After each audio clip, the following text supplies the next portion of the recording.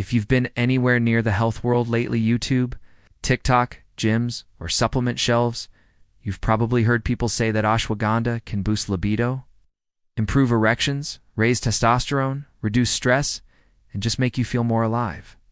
Some people absolutely swear by it. Others call it overhyped. So, what does the science actually show? Here's what we're going to cover. Step by step. What ashwagandha really is. How it affects your brain and hormones. What researchers found in human studies, whether it can actually influence your libido and sexual performance, what benefits are realistic, and finally, how to tell if it's worth trying for yourself. Let's get into it. First up, what exactly is ashwagandha? It's also called Withania somnifera. It's a plant that's been used for thousands of years in Ayurvedic medicine.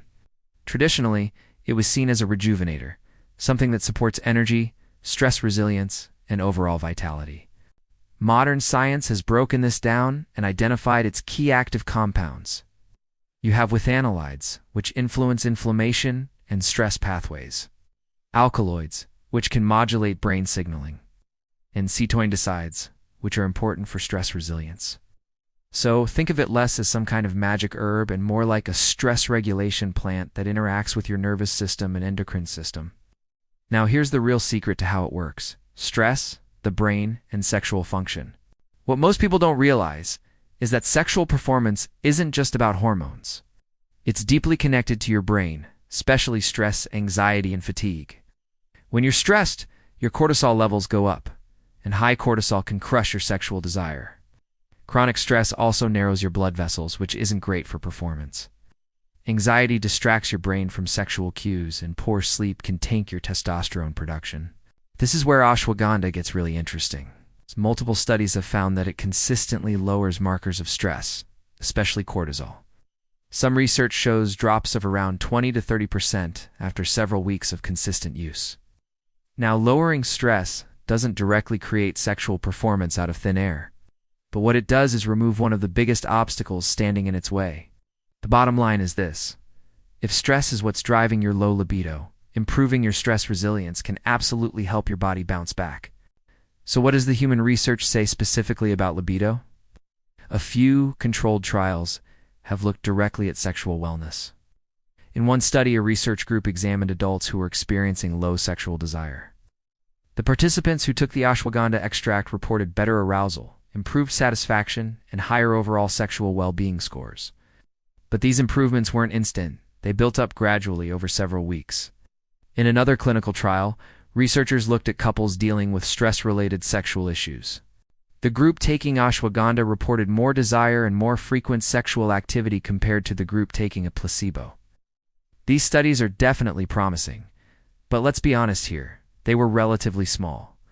The results suggest a benefit, but they don't prove that everyone will respond the same way. The most consistent pattern we see is that improvements in libido tend to follow a reduction in stress. Alright, what about testosterone and fertility? You've almost certainly seen claims online that ashwagandha boosts testosterone. The truth is a little more nuanced than that.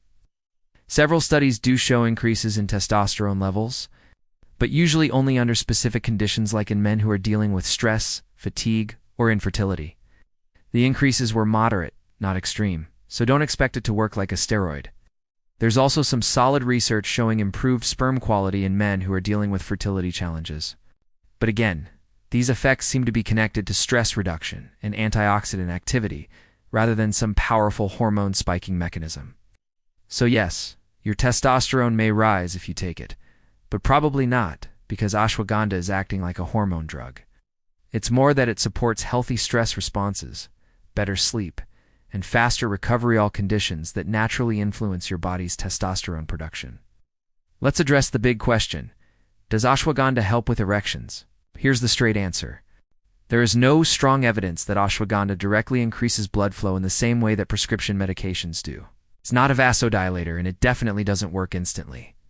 However, there are several indirect pathways that might help some men.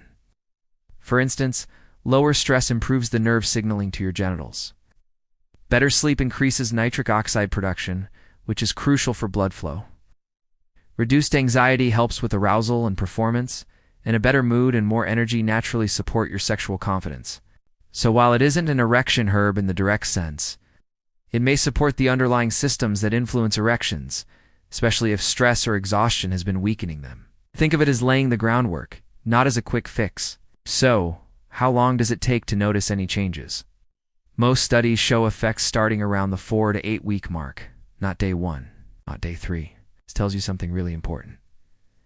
Ashwagandha works by shifting your internal stress balance over time, not by forcing your body into some temporary state. People who sleep poorly, feel burnt out, or deal with regular stress are more likely to notice changes sooner, mainly because they're starting from a more depleted baseline. So, who might benefit the most from trying it? The patterns in the research suggest ashwagandha may be most helpful for people who experience stress-related low libido, performance anxiety, fatigue and difficulty recovering, trouble sleeping, or low mood that's affecting their sexual motivation. If you're someone who already feels calm, energetic, and well-rested, you might notice less dramatic shifts. Let's talk about safety, dosage, and some practical notes. Most clinical trials used standardized extracts of around 300 to 600 milligrams per day, usually divided into a morning and evening dose. Different brands vary, so remember that moderation and consistency matter more than taking super high doses. There are a few things to know. Some people feel a little drowsy when they first start taking it. A small number might feel some digestive discomfort. It may also interact with certain medications, and anyone who is pregnant, breastfeeding, or has a thyroid disorder should absolutely speak to a doctor before experimenting with it. You don't need to stack it with a dozen other supplements. It works just fine on its own. Now for the most important part, realistic expectations. Here's the bottom line. Ashwagandha is not a miracle plant. It is not an instant libido booster, and it is not a replacement for clinical treatments for serious medical conditions. But it does do something incredibly valuable. It helps the body cope with stress. And because stress is one of the biggest disruptors of sexual desire, mood, energy, and even testosterone, supporting your stress response system can naturally improve how you feel, sexually and otherwise. Many people who take it consistently notice a calmer mood, better sleep, more confidence, improved desire, and a stronger sense of energy. When those pieces of the puzzle fall back into place, sexual performance often follows. So does ashwagandha really help with sex drive, libido, and erections? The best answer is, it can, especially when stress, anxiety, or fatigue are the real obstacles holding you back. It's not magic. It's not just hype. It's simply a plant that supports the very systems your sexual health depends on.